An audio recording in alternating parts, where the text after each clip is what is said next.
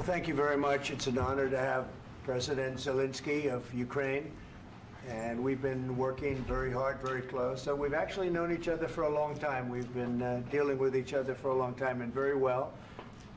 We had a little negotiation spat, but that worked out great. I think for both countries, I think for the world, actually, beyond both countries. And we have something that is a very fair deal. And we look forward to getting in and digging and working and getting some of the rare earth. But it means we're going to be inside, and it's a big commitment from the United States, and we appreciate working with you very much.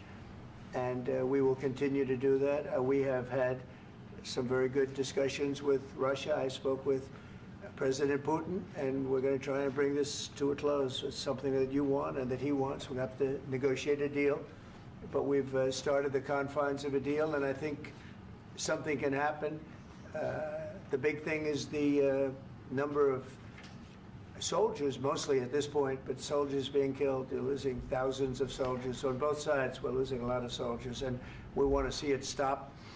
And we want to see the money get put to different kinds of use, like rebuilding.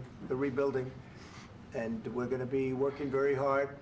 But we've had a lot of very good conversations. I will say until we came along, the Biden administration didn't speak to Russia whatsoever. They didn't speak to anybody. They just allowed this to continue. And I will say that, I'll say in front of you, you've heard me say it 1,000 times, if I were president, this war would have never happened. We would have had a deal negotiated for you without having to go through what you've gone through. But your soldiers have been unbelievably brave. We've given them great equipment, but somebody has to use the equipment. They've been unbelievably brave, and we give them great credit.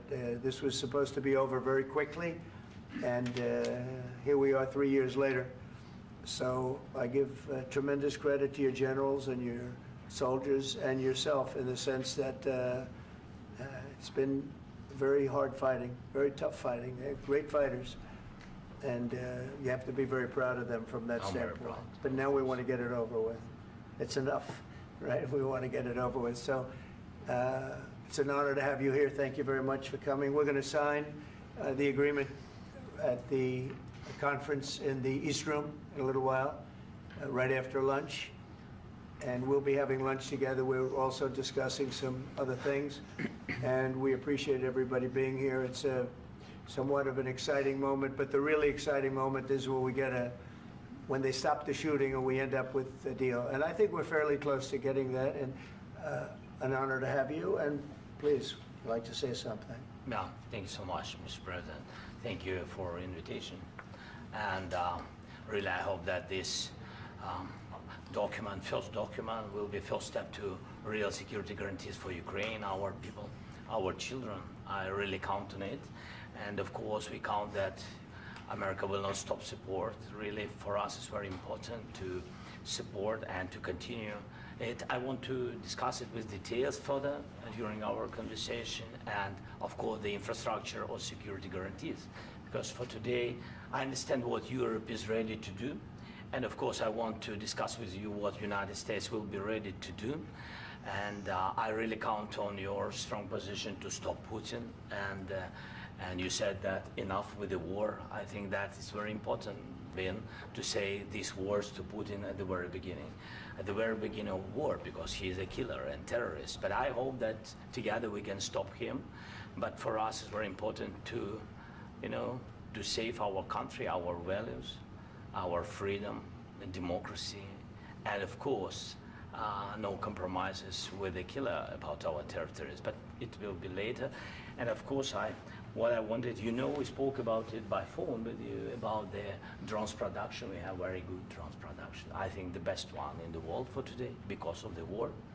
Yes, and of course, we need very much the air defense. You have the best air defense in the world, and really you helped us under attacks of Russians. And I want to speak how we can exchange the licenses. We're open to share the licenses of all our drones with you, of course, with the United States. And we need licenses for quick production of air defense. Even after the war, we need our nation to be calm, that we are secure. So that's why we need this air shield. And of course, about this I want to speak about the contingents. I think that France and UK already spoke to you, and we know that Europe is ready, but without the United States, they will not be ready to be as strong as we need.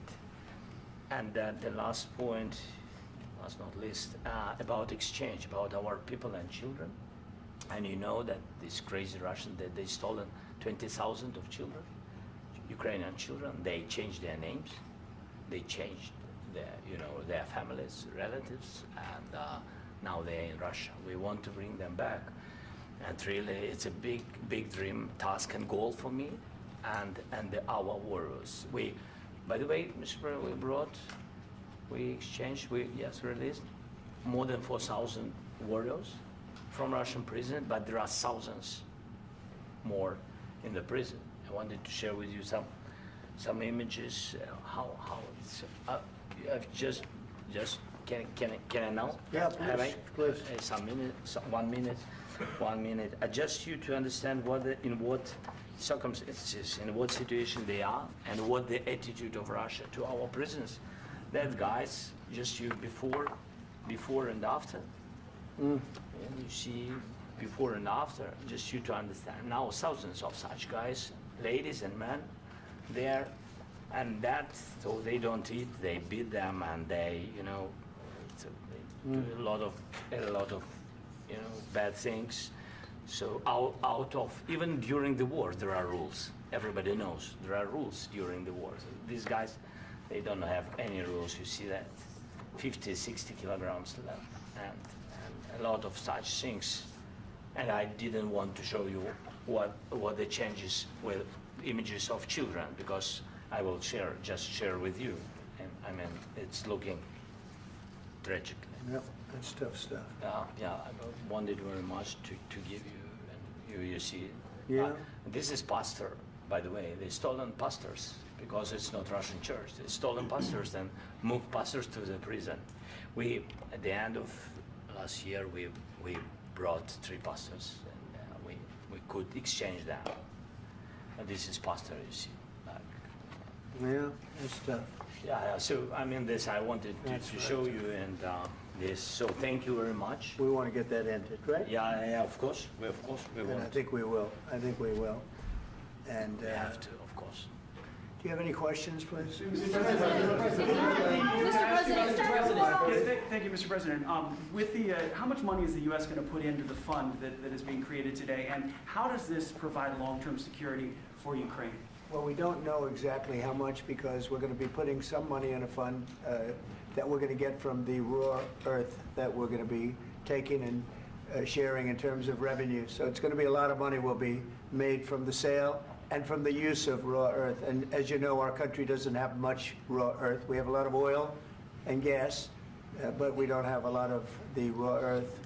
And what we do have is protected by the environmentalists, but that can be unprotected. But still, it's not very much. They have among the best in the world in terms of raw earth. So we're going to be using that, using it for all of the things we do, including AI, and including weapons and the military, and it's really going to very much satisfy our needs. So it's something that just worked out really well. We have a lot of oil, and we have a lot of gas, we have a lot, but we don't have raw earth.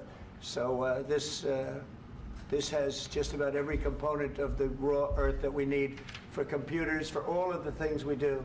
And this puts us in great shape. And on long-term security for Ukraine, how does this provide it? I think they're going to have great luck. I think once we make the agreement, that's going to be 95% of it.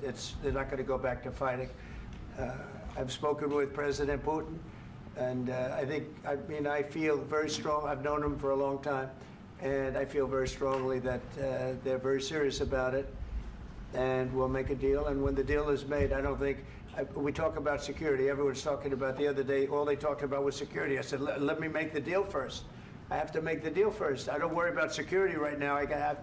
We have to have a deal, because right now, last week, 2,000 soldiers died on both sides. 2,000. And they're losing 1,000, 2,000, 3,000 a week. So as we sit here and we talk, people are getting shot and dying on the battlefield. And you know, they're not American soldiers, but they're Russian soldiers and they're Ukrainian soldiers, and we want to be able to stop it. And we want to be able also to spend money on other things. We don't want to, this is a tremendous amount of money. And what the Biden administration did was terrible. They were giving money, but he had no security on the money. Europe, as you know, gave much less money, but they had security. It was in the form of a loan. They get their money back, and we didn't. And now, at least we're protected because the American taxpayer has to be protected too. But this is an incredible agreement for Ukraine because we have a big investment in their country now, and what they have, very few people have.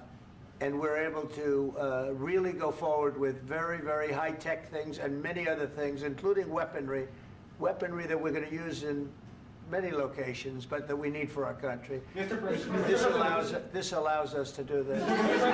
will you continue? Will you continue? I'm sorry. Sending military aid? Yes, go ahead, please. If I can just, yes. In the document, there is one of the very important points.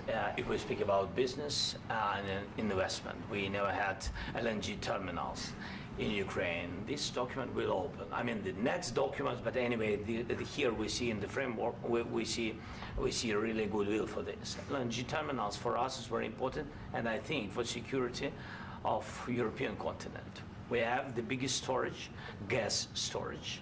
We have the biggest in Europe. Yes, yes, and we can use it. Use it for LNG. Use it for LNG, and we will do it.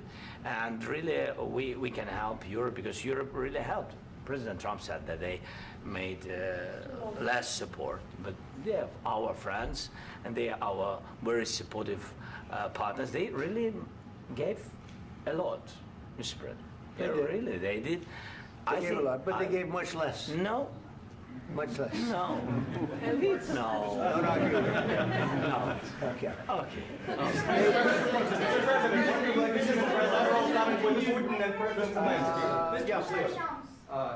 Mr. President Trump, you have repeatedly called the deal with Ukraine as a historical one.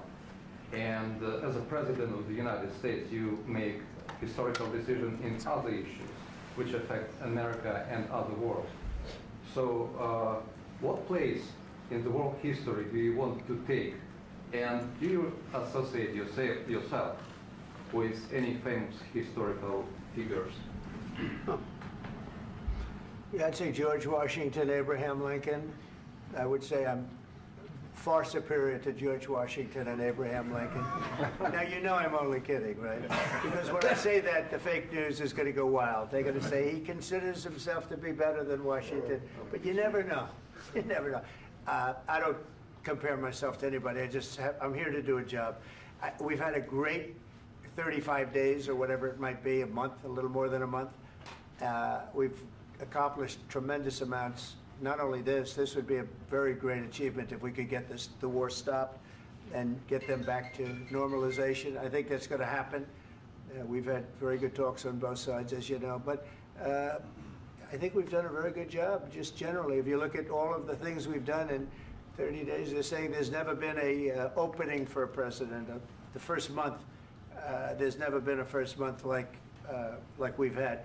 And this is one of the very important things. This, to me, is one of the most important things because we have tremendous death taking place as we speak, and I don't want to have that. You know, think of the parents, whether they're in Russia or Ukraine, think of the parents of all these people being killed needlessly. They came to our territory.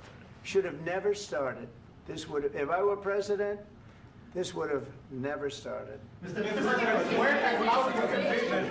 Mr. President, will you continue sending military aid to Ukraine after the U.S. signs this agreement with Ukraine? Yeah, we're going to be continuing. The question to President Zelensky: do you feel like the U.S. is on your side? That President Trump is on your side at this moment? Right.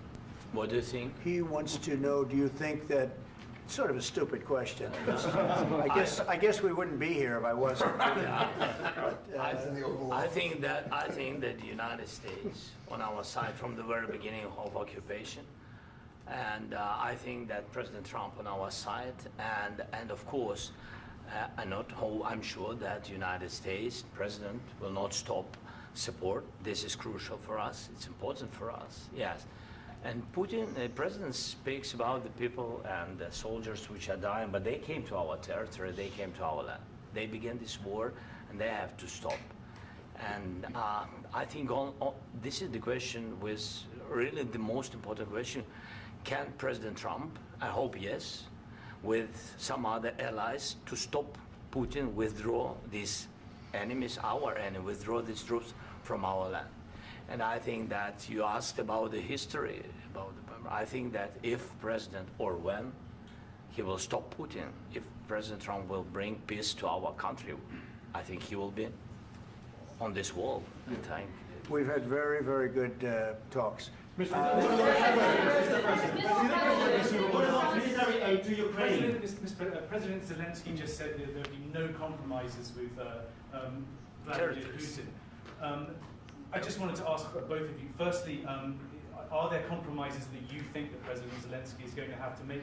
And President Zelensky, is there anything that you might be thinking that you may be able to offer or bring to the table, for example, elections? Thank you.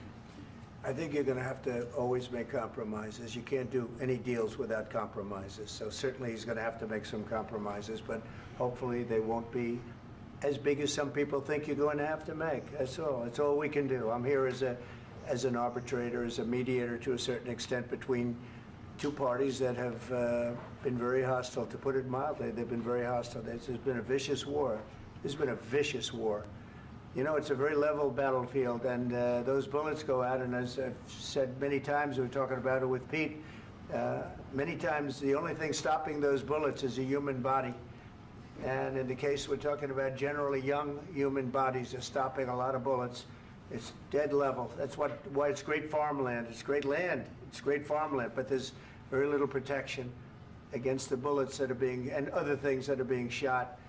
So all I can do is see if I can get everybody at the table and get an agreement. And I think we're going to end up with an agreement. Otherwise, I wouldn't probably be even here today. Mr. President, I've got two questions for you. You think ultimately your legacy will be the peacemaker and not the president that led this country into another war and ended foreign wars? And I've got a question. I hope it will. I mean, I hope I'm going to be remembered as a peacemaker. This would be a great thing if we could do this. I'm doing this to save lives more than anything else. Second is to save a lot of money, but I consider that to be far less important. So I hope I'm going to, thank you, Brian, for that question. It was a nice question. I hope I'll be known and recognized as a peacemaker. This would be a great thing to solve. This is a very dangerous situation. You know, this could lead to a third world war. This was headed in the wrong direction. If this election were lost, if we didn't win this election, and by the way, we won it by a lot. That was a mandate. We won every swing state. We won the popular vote by millions and millions of votes. We won everything. The districts, you look at the areas of red, take a look at a map. This was a big mandate, and this was one of the things. I said, we're going to get this thing settled.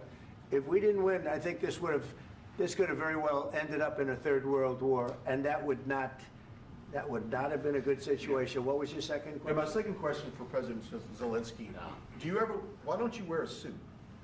You're at the highest, why don't you wear a suit? You're at the highest level in this country's office, and you refuse to wear a suit. Just want to see if do you own a suit? Yeah, problems. A lot of Americans have problems with you not Really? respecting I the don't have dignity of this such- office. I will wear a costume after this war will finish. Okay. Yes, maybe one. Maybe something like this? something like Yes, yours. sir. Yes. That'd be great. Maybe something better. I don't know. We will see. Maybe something cheaper than. Yeah. Thank you. Thank you. President Thank you. Trump. Thank you, President Trump. You said yesterday that you have. Are you going to send more arms to Ukraine in case there's no peace? Yeah, we're going to have arms to Ukraine, yeah, sure. Hopefully I won't have to send very much, because hopefully we're going to have it finished. We're looking forward to finishing this quickly. We're not looking forward to sending a lot of arms. We're looking forward to getting the war finished so we can do other things. But we very much appreciate the agreement, because we needed what they had, and we're treating, you know, our country is now treated fairly. Biden didn't do that. He didn't know what the hell he was doing. This should have never happened. This should have never started. But you know, sure, the answer is yes, but hopefully we won't have to send much because I'm looking forward to getting it done quickly, very quickly. Does that mean you'll provide security guarantees, Mr. President? I don't want to talk about security yet because I want to get the deal done. You know, you fall into the same trap like everybody else. A million times you say it over and over.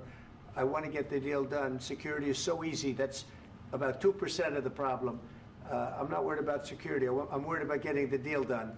The security is the easy part. Security is very nice. Everybody stopped shooting.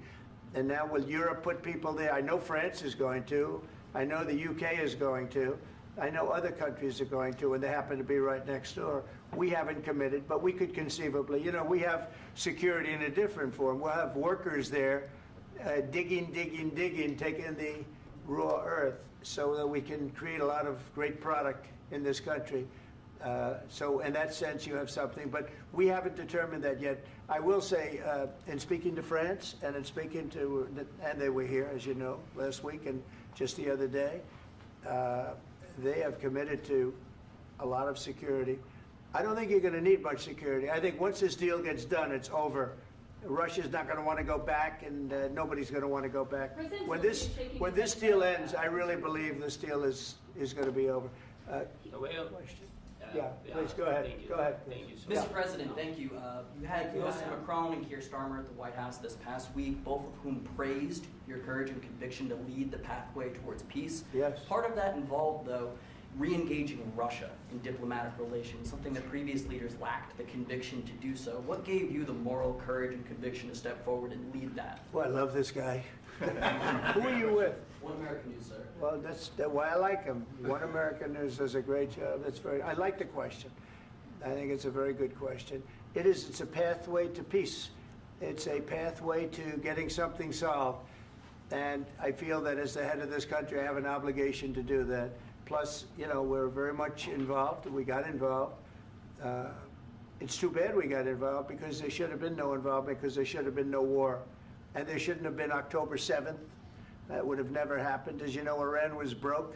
They had no money to give to Hezbollah. They had no money to give to Hamas. They were stone cold broke. And then under Biden, they became rich as hell. They went from no money to $300 billion in a period of 4 years. And they gave a lot of that money away, and you see what happened. And that's a real mess also that we hope to be able to solve. But no, I appreciate your question very much. I feel I have an obligation to try and do something to stop the death.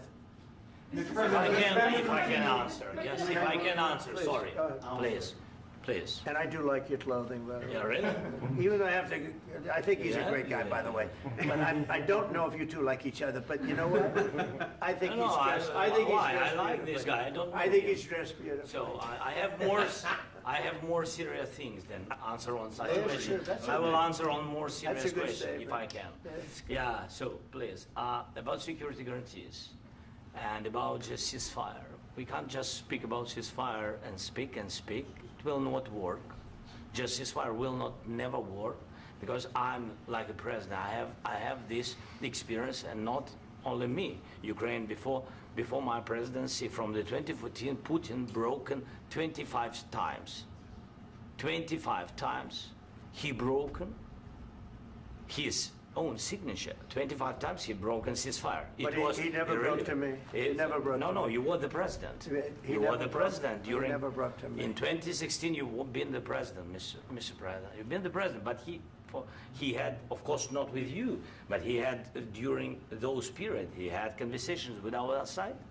And we had Normandy format, you know, the France, Germany, Ukraine, and Russia. And he broken 25 times. That's why we will never accept just ceasefire. It will not work without security guarantees. Security guarantees, maybe President is right about this document and other, but this document is not enough. Strong army is enough because his soldiers afraid, Putin's soldiers afraid of our soldiers when we're strong enough. If we are not strong enough, if we are empty, if our storage is empty, we can't defend our land. Today, you know, he knows that we have all the world knows that we have meeting, yes? Why he's using ballistic? Putin today using ballistic on our hospitals, schools, and etc. Ballistic. So he knows that we are here and that President Trump is really have goodwill to stop this war. And you hear now the president. So why he's using? So he doesn't want to stop. He doesn't want. But I hope that we will do it. Really, we'll do it. Security. When we speak about security guarantees, when the Europeans are ready for contingents, they need USA backstop. If there will not be United States, we will not never have any contingents, strong contingents from the Europeans, because they don't want to divide alliance, connection between the United States and the main and strongest ally and Europeans. And this is crucial, this is important. That's what we want to speak about very much. This is very important. And air defense. So air defense, really, we have big deficit with all these systems, and we need to provide this. We need it very much. Otherwise, Putin will never stop, and will go further and further. He doesn't want. He hates us. You know, it's not about me. He hates Ukrainians. He thinks that we are not a nation. He thinks, and he shared these thoughts. I think maybe with your team also. I don't know, but with all the Europeans, in media, officially and not, he always said that there is no such country, such nation, such language, and such life like Ukrainian. No, he really doesn't respect all the Ukrainians, and he wants to destroy us. And you are right, Mr. President. That's 2%. This document, maybe other documents, it's a very good start, very good, but it will not enough to stop this person. Should Russia pay to rebuild Ukraine? Mr. President, under these Should Russia pay to I asked rebuild Ukraine? They have to Zelensky pay. this question. He This didn't is like the rule. because This is the rule of because the war. I'm This is sorry. the rule of the war. During all the centuries, all the history, this is the rule of the war. Who began, those pay. Do you agree, This is the President rule. Putin began this war. He has to pay all money for innovation. He has to pay. Of course, some Russian assets, what we have in Europe, about 300 billion, we can use them. We can use for innovation and buy military support from the United States also. We can do it, but it's not enough. It's not enough. President, under these circumstances, do you envision a trilateral summit with Putin and President Zelensky? Wait 1 second. I asked this question that you didn't like because I wanted to know if you want to position yourself in the middle between Russia and Yes. Ukraine, or on the Ukraine side. No, I'm in the middle. I want to solve this thing. I'm for both. I want to get it solved. And it's wonderful to speak badly about somebody else, but I want to get it solved. If we can solve it, great. If we can't solve it, they're going to have to fight it out, and who knows what's going to happen. But I want to see it get solved. May I follow up? One more question about U.S. troops in Europe. After Russian invasion of Ukraine, your predecessor sent additional troops to Eastern Europe, including Poland, my country. Yeah. Are you committed to keeping these troops on the eastern flank of NATO in the future? I'm very committed to Poland. I think Poland has really stepped up and done a great job for NATO. They, as you know, they paid more than they had to. They are one of the finest groups of people I've ever known. I'm very committed to Poland. What about Baltics? Poland's in a tough neighborhood, you know. What about the Baltics? The Baltics, they got a lot of, it's a tough neighborhood too, but we're committed. We're going to be very committed, and we're committed to NATO. But NATO has to step up, and the Europeans have to step up more than they have. And I want to see them equalize, because they are in for far less than we're in, and they should be at least equal. You understand that?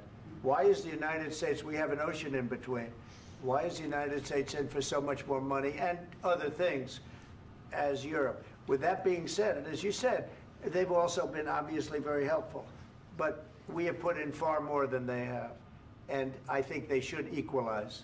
Mr. President, Please, go ahead. Ask you about the agreement again today. What changed between the first time that Secretary Bessent gave President Zelensky the agreement and today for the signing? We made a deal. So What was the I'm just- deciding factor? I'm a business person. We made a deal. That's what changed. Along with minerals. I didn't think we were going to make a deal, and We ended up making the deal, so that changed. Mr. President, what and how do you envision a trilateral summit with President Zelensky and Putin? I don't know, under but these well, they circumstances? don't like each other, I can tell you that. Okay? They do not like each other. This is not a love match, and it's unfortunate. That's why you're in this situation.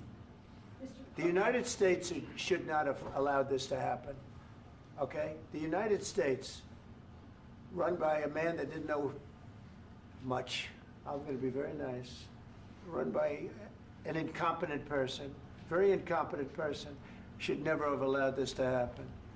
I've stopped wars. I've stopped many wars. My people will tell you, I stopped wars that nobody ever heard about. I stopped wars before they ever started.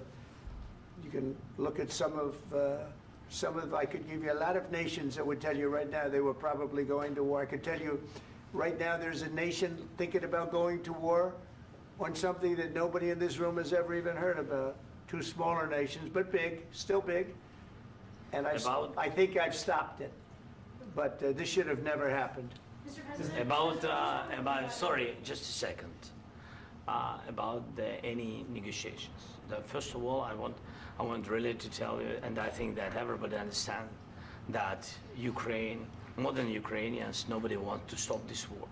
But at the future, any negotiations, it's understandable that two sides of the war, not Russia and the United States, because this is not the war between Russia and the United States. This is war of Russia against Ukraine and Ukrainian people. So these two sides will be at the anyway will be at the negotiation table. Then of course United States, like the strongest partner of the Ukraine, and of course Europe. I think Europe is very important. I want to speak about it with the president. Yes, Europe is very important for us because we really defend Europe for today. All Europeans really recognize that we are defending line, and they have real life, and our people are dying. That's why they helped us. And also, it's about the NATO. Yes, between, like the president said, you have big, nice ocean.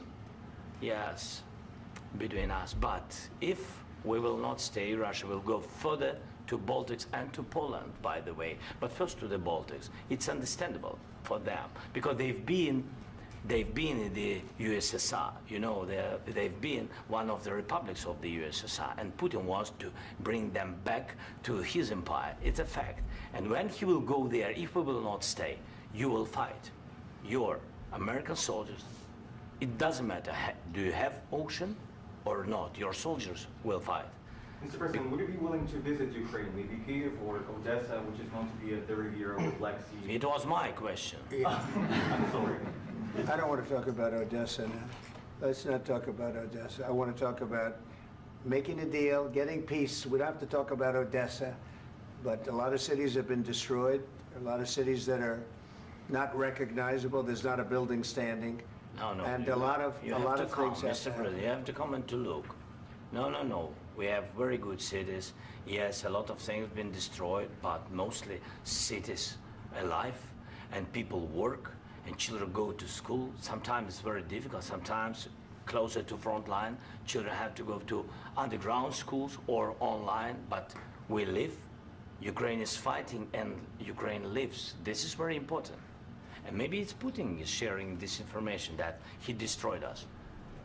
No, he lost 700,000 people, 700,000 soldiers. He lost everything. Yes. So. Mr. President, one more. I mentioned Poland. Please, go ahead.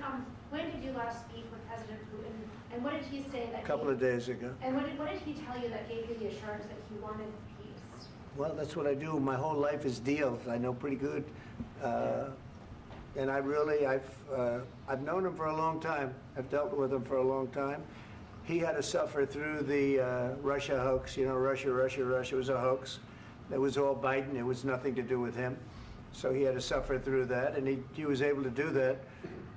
I think that he wants to make a deal, and he'd like to see it end. That's all I do. That's what I do. My whole life, that's what I do, is make deals. And I'm in the middle of a mess, because this is a real mess. It's a very dangerous one. If this doesn't get solved now, it's not going to get solved for a long time. So I hope we're going to get it solved. In the back, please. Thank you, Mr. President. Prime Minister Starmer claimed repeatedly that his government believes in free speech and was not engaged in censorship. But his country's government arrests people for memes and thought crimes, and even more worrisome is pressuring American companies to censor Americans on its behalf.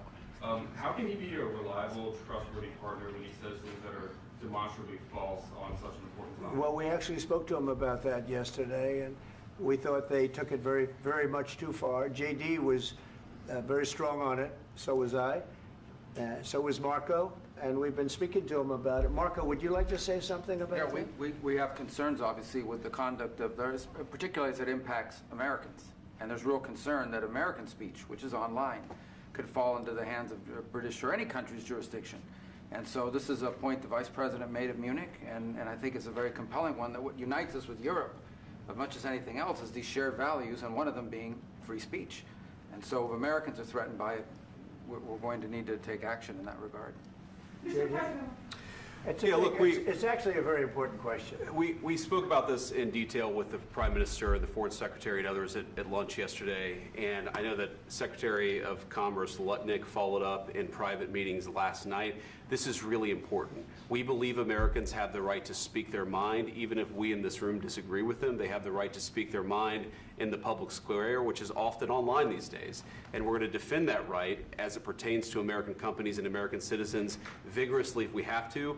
I do think that under the President's leadership, we're going to find common ground with our friends in the UK on this question, but it remains to be seen. The principle that will guide us is we believe in free speech in this country, and we'll fight for it for American citizens. Mr. President, on the deal, is there any other oil and gas component to the deal? Is it all critical? A little bit. We'll see. On LNG? But we're not really looking for that so much. We got a lot. We have more than anybody in the world, by far. So no, we're not talking about it too much, but a little bit. I think it affects also, but for the most part, no.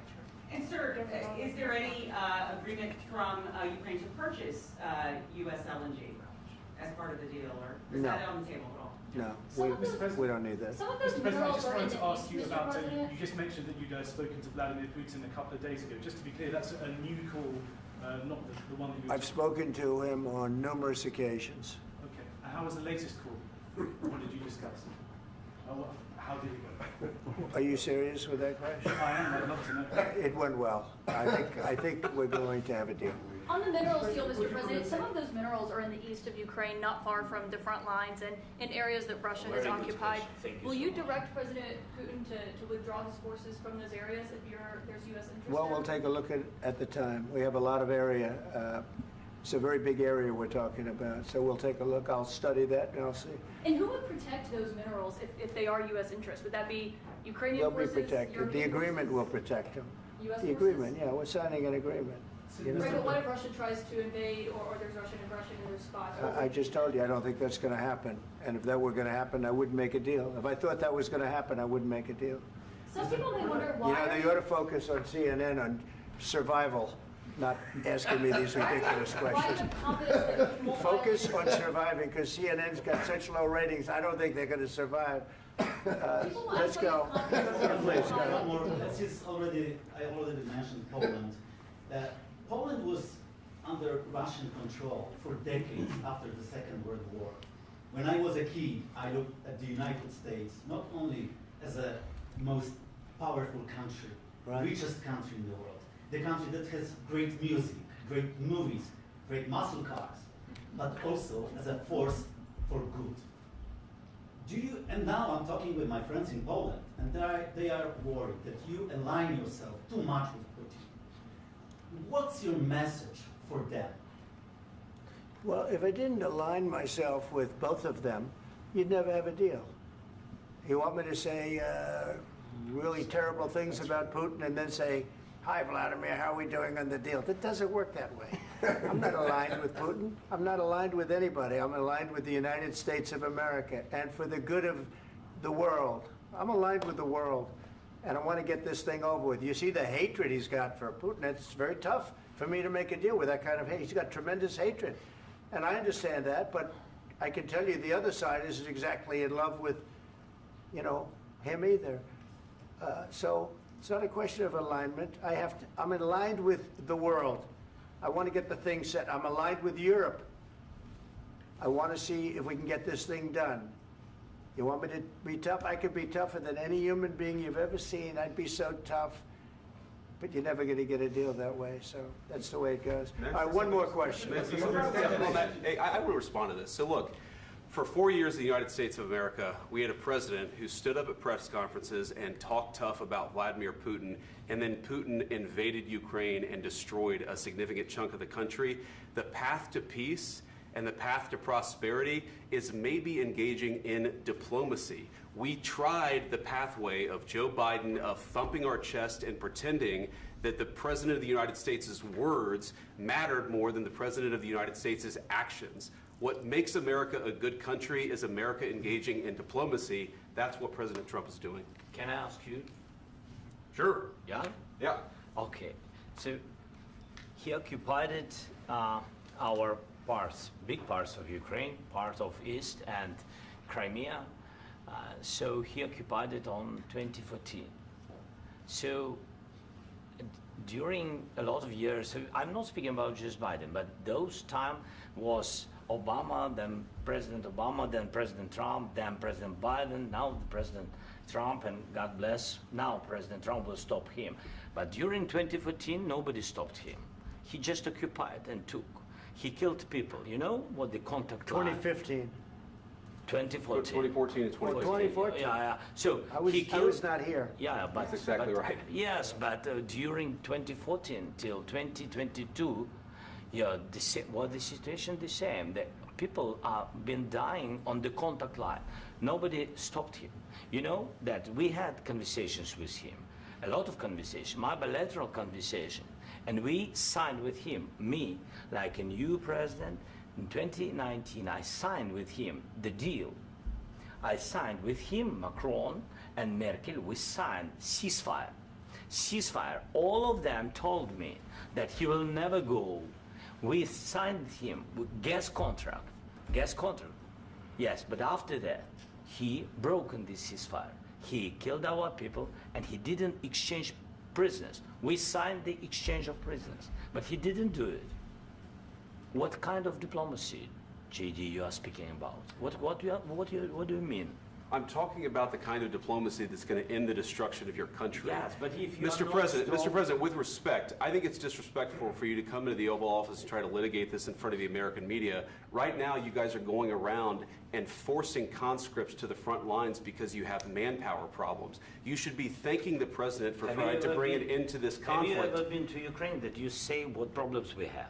I have been to. Count once. I've actually watched and seen the stories, and I know what happens is you bring them on a propaganda tour, Mr. President. Do you disagree that you've had problems bringing people into your military? And do you think that it's respectful to come to the Oval Office of the United States of America and attack the administration that is trying to prevent the destruction of your country?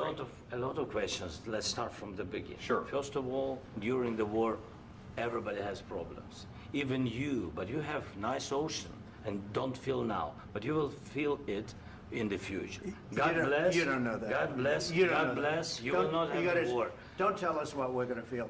We're trying to solve a problem. Don't tell us what we're going to feel. I'm not telling you. Because I'm you're in no answering on position this to question. dictate that. That's Remember exactly what this. you're doing. You're in no position to dictate what we're going to feel. We're going to feel very good. You will feel influence. We're going to feel very I'm good and telling very you, strong. You will feel influence. You're right now not in a very good position. You've allowed yourself to be in a very bad position, and he happens to be right about it. From the very beginning of the war. You're not in a good position. You don't have the the cards right now. With us, you start having not cards. playing cards. Right now, you don't. I'm very You're playing serious, cards. Mr. President. You're I'm playing very cards. serious. You're I'm gambling the with the president lives in of war. millions of people. You think You're you- gambling with World War III. what you're You're speaking gambling about? with What you're World speaking War about? III. And You- what you're doing is very disrespectful to the country, this country. That's with back all to you. respect to your Far country. more than a lot of people said very they respect. should have. Have you said thank you once? This A lot entire of meeting? times. No, in this Even entire meeting, today. have you said thank Even you? today. You went to Pennsylvania and campaigned for the opposition in October. Offer some words of appreciation for the United States of you're America speaking about. and the president who's trying to save your country. Please, you think that if you will speak very loudly about the war, you He's can... not speaking loudly. He's not Yeah. speaking loudly. Your country's Can I- in big can I- trouble. can I Wait a answer? minute. No, Can you've I done a lot answer? of talking. Your country is in big trouble. I know. You're not I winning. know. You're not winning this. You have a damn good chance of we are coming out staying, okay because of Mr. us. President, we are staying in our country, staying strong from the very beginning of the war. We've been alone, and we are thankful. I said thanks You haven't in been this alone. cabinet, You and haven't not been only alone. in this We cabinet. gave you, through I this said stupid president, $350 billion. You We voted gave for you your military president. equipment, You and you voted men for are your brave, president. but they had to use our military. What about If you didn't have You our invited military me- equipment, you invited if me you to didn't speak- have our military equipment, this war would have been over in 2 weeks. In 3 okay? days, I heard it from Putin. In 3 days, this is something Maybe new. less. In 2 weeks, of course, yes. It's going to be a very hard thing to do business like this. I Again, tell you. just say thank you. I said a lot of times thank you to American people. Accept that there are disagreements, and let's go litigate those disagreements rather than trying to fight it out in the American media when you're wrong. We know that you're wrong. But you see, I think it's good for the American people to see what's going on. I understand, sir. I think it's I very understand. important. That's why I kept this going so long. You have to be thankful. You I'm- don't have the I'm cards. thankful. You're buried there. Your people are dying. tell you You're again, running I low know. on soldiers. Don't- Listen, don't, please, you're running Mr. low on President. soldiers. It would be a damn good thing. Mr. And then President. then you tell us, I don't want a ceasefire. I don't want a ceasefire. I want to go and I want this. Look, if you could get a ceasefire right now, I tell you, you take it so the bullets stop flying and your men stop getting killed. Of course, we want to stop the war. But you're I saying said- you don't want a ceasefire. But I said to you, I want a ceasefire. with guarantees. Because you'll get a ceasefire faster than an agreement. Ask our people about ceasefire, what they think. That wasn't doesn't with matter me. for you what- That what wasn't this with me. means. It That was wasn't with with a you. guy named Biden who was not a smart person. This That is was your, with, this that was is with your Obama. president. It was your president. Excuse me. That was with Obama, who gave you sheets, and I gave you javelins. Yes. I gave you the javelins to take out all those tanks. Obama gave you sheets. In fact, the statement is Obama gave sheets and Trump gave javelins. You got to be more thankful, because let me tell you, you don't have the cards. With us, you have the cards. But without us, you don't have any cards. One more question to Mr. Vice President. I'm sorry. It's going to be a tough deal to make, Um, because the attitudes have to change. what if Russia breaks ceasefire? What if Russia breaks peace talks? What do we do then? I understand that it's a heated conversation right now. What are you but saying? what She's if asking, what if Putin Russia breaks the breaks ceasefire? for the What if anything? What if a bomb drops on your head right now? But they have Okay? broken What if they ceasefire broke it? many I don't know. They broke it with Biden because Biden, they didn't respect him. They didn't respect Obama. They respect me. Let me tell you, Putin went through a hell of a lot with me. He went through a phony witch hunt where they used him and Russia. Russia. You ever hear of that deal? That was a phony Hunter Biden, Joe Biden scam. Hillary Clinton, Shifty Adam Schiff. It was a Democrat scam. And he had to go through that. And he did go through it. We didn't end up in a war. And he went through it. He was accused of all that stuff. He had nothing to do with it. It came out of Hunter Biden's bathroom. It came out of Hunter Biden's bedroom. It was disgusting. And then they said, oh, the laptop from hell was made by Russia. The 51 agents. The whole thing was a scam. And he had to put up with that. He was being accused of all that stuff. All I can say is this. He might have broken deals with Obama and Bush, and he might have broken them with Biden. He did, maybe. Maybe he didn't. I don't know what happened. But he didn't break them with me. He wants to make a deal. I don't know if you can make a deal. The problem is, I've empowered you to be a tough guy. And I don't think you'd be a tough guy without the United States. And your people are very brave. But you're either going to make a deal or we're out. And if we're out, you'll fight it out. I don't think it's going to be pretty, but you'll fight it out. But you don't have the cards. But once we sign that deal, you're in a much better position. But you're not acting at all thankful. And that's not a nice thing. I'll be honest, that's not a nice thing. All right, I think we've seen enough. What do you think? Huh? This is going to be great television, I will say that. All right. We'll see what we can do about putting it together. Thanks. I need the back of the show. We'll see, I don't know. All right, guys, come on. Wait, hey, control. Guys, come on, let's move.